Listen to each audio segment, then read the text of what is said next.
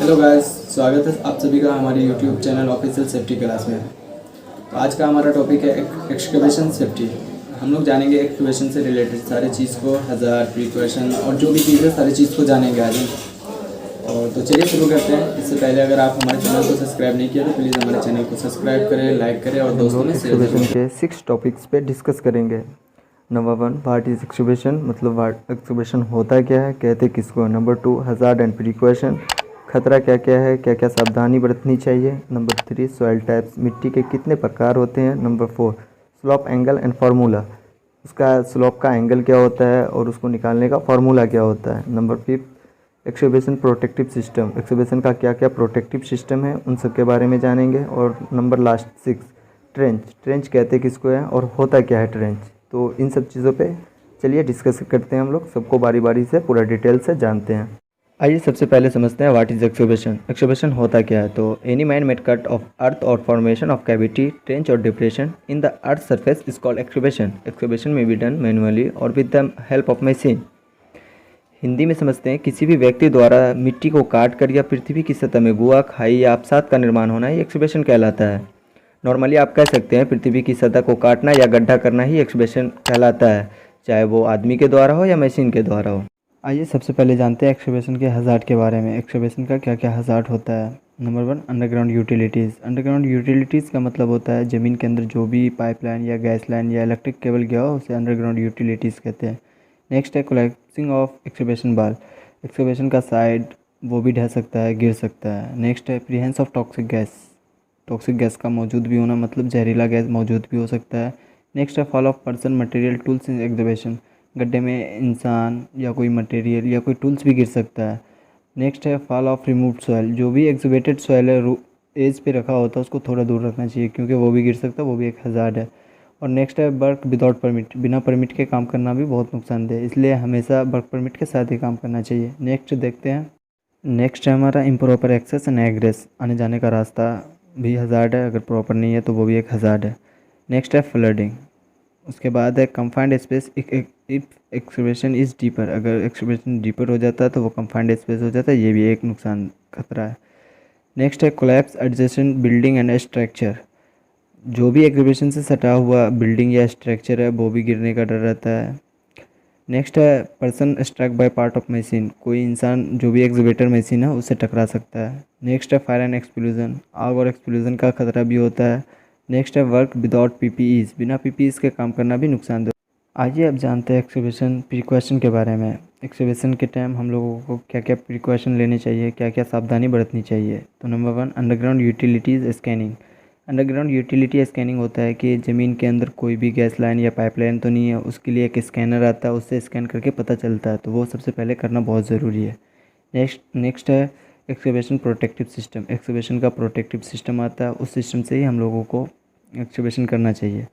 Next है gas testing. Gas testing बहुत ही ज़रूरी है क्योंकि एक्सकवेशन जब डीप होता है तो बहुत सारे जगह गड्ढे करने पे गैस मौजूद होता है, तो वो गैस का टेस्टिंग करना बहुत ज़रूरी होता है। नंबर 4 है हार्ड बैरिकेशन। एक्सकवेशन के एज पे कम से कम 5 फीट दूरी से हार्ड बैरिकेशन बहुत करना ज़रूरी है। वहाँ पे लाइटिंग सिस्टम होना चाहिए, वहाँ पे वार्निंग टेप होना चाहिए ताकि कोई भी पर्सन अंदर नहीं आ सके। नेक्स्ट है excavated soil keep away from the edge of excavation, जो भी एक्सकवेटेड सॉइल है उसको कम से कम एज से 5 फीट दूर रखना चाहिए क्योंकि वो भी गिर सकता है, गिर के नुकसान पहुंचा सकता है।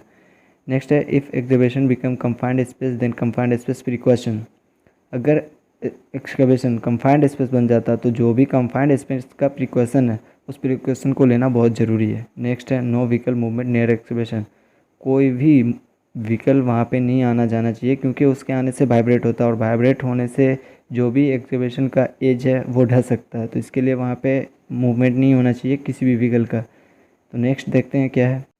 नेक्स्ट है हमारा प्रोवाइड सूटेबल पीपीईज, जो भी सूटेबल पीपीईज है एक्सकवेशन के लिए वो सूटेबल पीपीईज प्रोवाइड करना बहुत ज़रूरी है।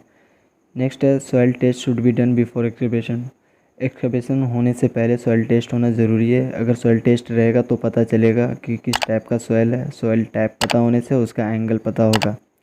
नेक्स्ट है water level should be checked before excavation, excavation से पहले वाटर लेवल का चेक होना बहुत ज़रूरी है। नेक्स्ट है work permit system, work permit system होना चाहिए, काम में। एक्सकवेशन वर्क स्टार्ट होने से पहले वर्क परमिट सिस्टम होना चाहिए। नेक्स्ट है filling up clearance form. Clearance form होता है NOC। NOC का मतलब होता है नो ऑब्जेक्शन सर्टिफिकेट। ये नो ऑब्जेक्शन सर्टिफिकेट गवर्नमेंट की तरफ से आपको ब्लॉक में जाके लेने होंगे, ताकि वहाँ पे कोई भी अंडरग्राउंड यूटिलिटीज़ नहीं है, इस बात का वो प्रमाण दे के क्लियरेंस देते हैं। तो ये होना बहुत ज़रूरी है। तो ये सब थे precautions.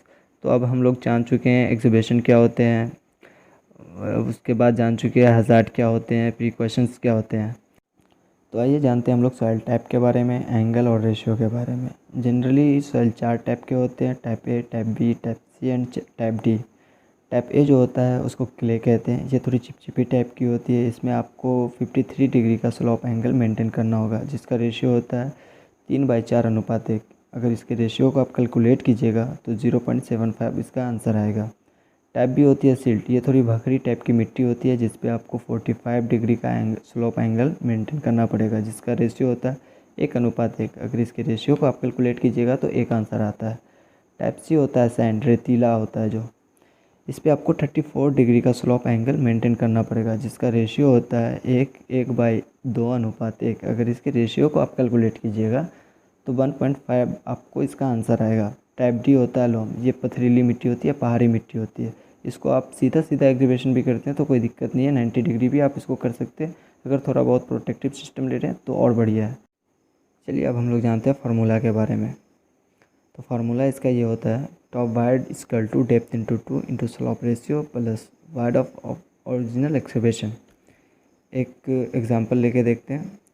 Simple trench that is 6 feet length and 2 feet wide and slope soil type A। मतलब एक गड्ढा करना 6 फीट गहरा और 2 फीट चौड़ा। तो फार्मूला पे सेट करके देखते हैं। Top wide equal to 6 into 2 into slope ratio होता है 0.75 इंटू ओरिजिनल वाइड है इसका 2 फीट।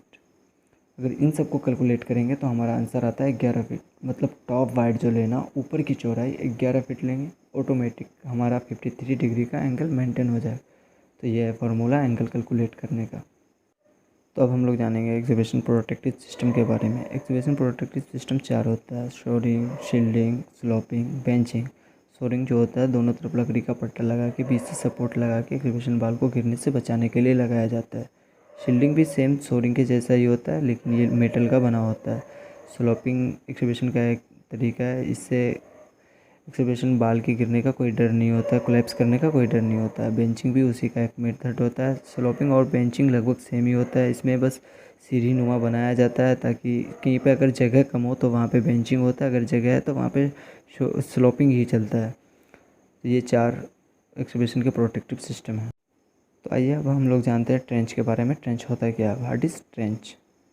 तो a trench is a type of excavation और depression in the ground that is generally deeper than its wide. Normally आप इसको हिंदी में कह सकते हैं कि ट्रेंच भी एक तरह का एक्सकवेशन है, जिसकी गहराई चौड़ाई से 2 गुना होती है या 2 गुना से अधिक होती है, उसे हम ट्रेंच कहते हैं। आई होप ये वीडियो आप लोगों को पसंद आई होगी। अगर पसंद आई ये वीडियो तो प्लीज़ चैनल को सब्सक्राइब करें, लाइक करें और दोस्तों में शेयर ज़रूर करें। Thank you.